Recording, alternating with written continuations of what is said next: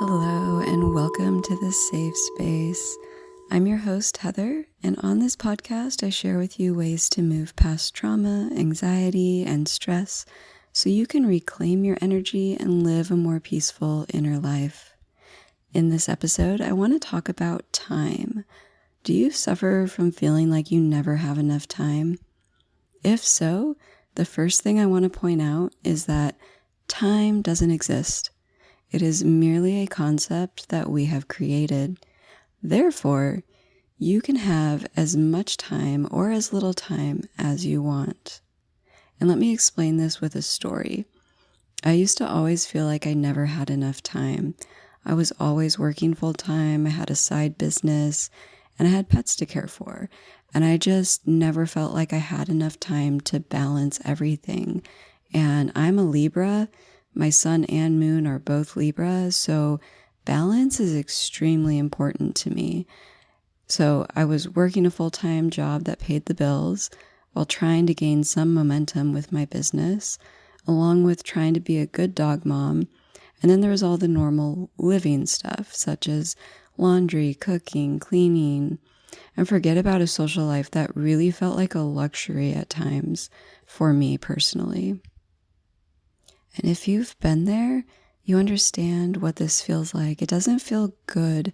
It causes stress. It makes us think even more negative thoughts about the world around us sometimes, like about our routines, about our lives in general. And one day it hit me as I was driving to work. I realized that my thought pattern was creating this belief that I never had enough time to accomplish everything I wanted.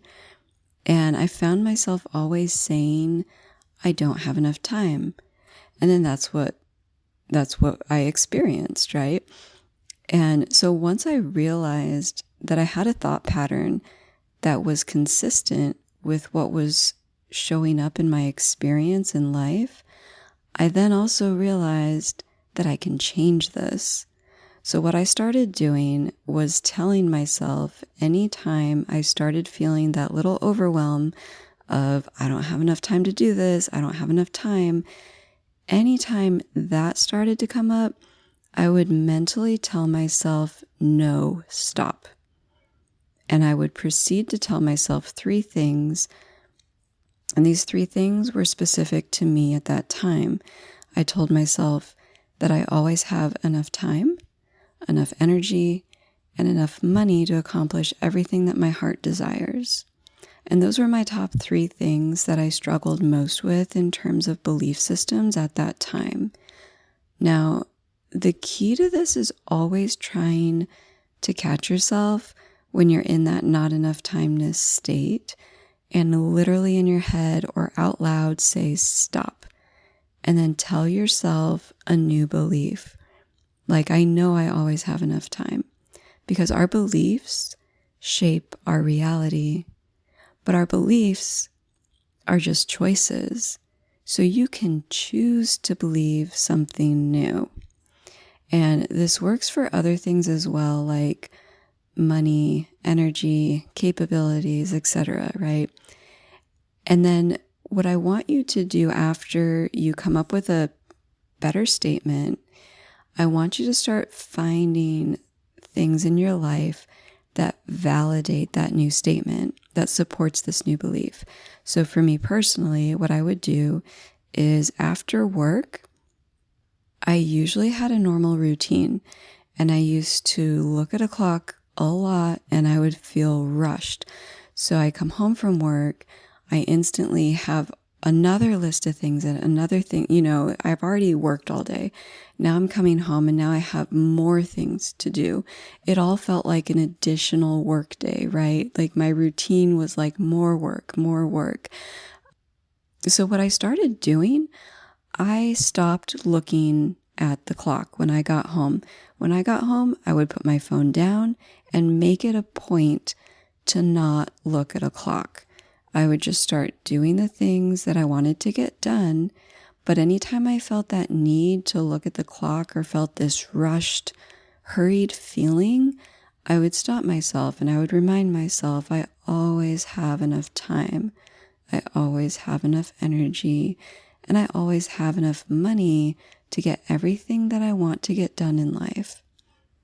And what I started to find was that when I stopped looking at the clock, when I stopped worrying that I didn't have enough time, and I was telling myself I always have enough time, not only did I feel better when I went about doing the things that I needed to get done, by the end of doing everything that I would normally do, so I didn't change my routine. It was the same stuff that I was doing. I just went about it in a different mental state, right?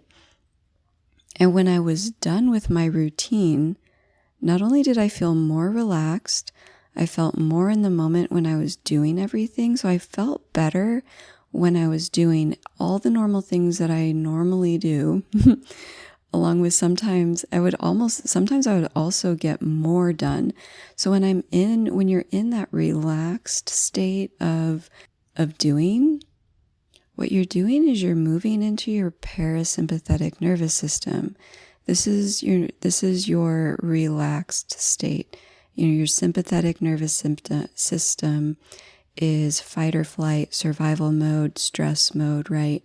So you're taking yourself out of that and you're moving into your parasympathetic nervous system, which is great for creativity. So basically I found that I could do everything I normally do, but then I would also find other little things that I could accomplish. And because I'm not worried about time, I didn't worry about not having enough time to also accomplish these things. So there were days where, I got more done than I thought I was going to get done.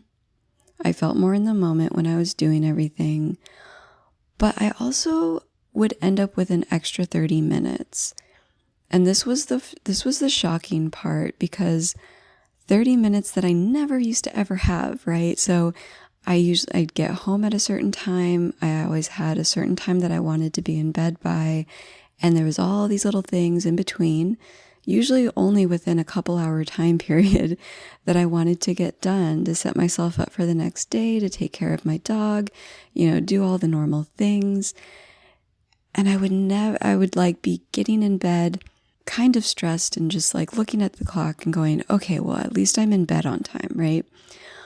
But when I started not looking at the clock and I started telling myself I have all the time in the world to do everything I need, I also started gaining time. I would do everything I normally do, but I would have an extra 30 minutes.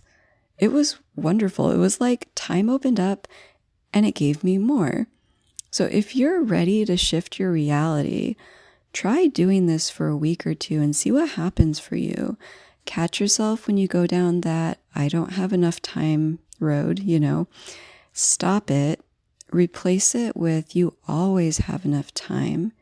Try not looking at a clock if that's an option for you. So if you're doing this at the end of the day where you don't need to look at a clock to stay on track to be somewhere at a certain time, try not looking at a clock and see what starts to happen for you. When you do this, you're changing your energy. So if you have pets, if you have kids, if you have a partner that lives with you, even if you have a roommate, they'll also feel the shift in your energy. I noticed that my dog was less stressed once I shifted over into this time abundance mindset, and not looking at my phone really helped me feel this shift. And if you want to take this to another level, try muting the notifications on your phone or turning the volume all the way down to 0. I started doing this before I even stopped doing the not looking at the clock thing, because one day I realized that when my notifications were on, it was like my brain knew this and my brain was always on alert for that ding. It was like my brain was always on. It was always in this certain state, almost like a certain state of anticipating, I want to say anxiety, but because it did cause me a little bit of anxiety, but my brain was on alert. And I realized that I had this impulse to look at my phone every time I heard a notification go off. My phone was controlling my actions. And that scared me, to be honest, because I've always been someone who wished that we could go backwards with technology and go back to the days where we lived in community with no internet, no technology, living closer to the earth. So when I realized my phone was controlling some part of me, I turned my volume off. I would only ever have it on if I was expecting a really important phone call, which was very rare. And I will never turn that volume on when I do not absolutely need to. And this helped me break the addiction I started having with my phone. This can definitely help lower anxiety. If you know that every time your phone goes off, you have an addiction to looking at it, try turning your notifications off. Even if you only do it once you're done with work and you're home and able to relax, this can really help lower anxiety levels, because it did for me. So I know it can help some people out there.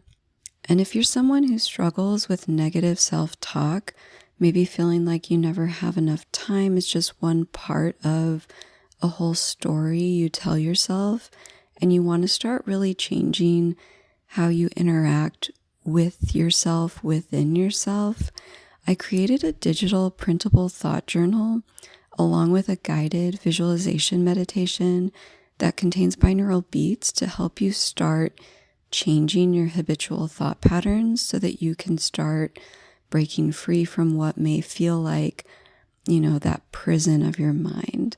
So I'll leave a link in the description for that for you. And I would also love to hear from you. If you decided to try this out, I would love to hear what your experience with it was. Did you gain any time? Did you start feeling more relaxed while going about your day? What shifted for you? I'd love to connect and read your comments. And until next time, have a beautiful day, and don't forget to be kind to yourself.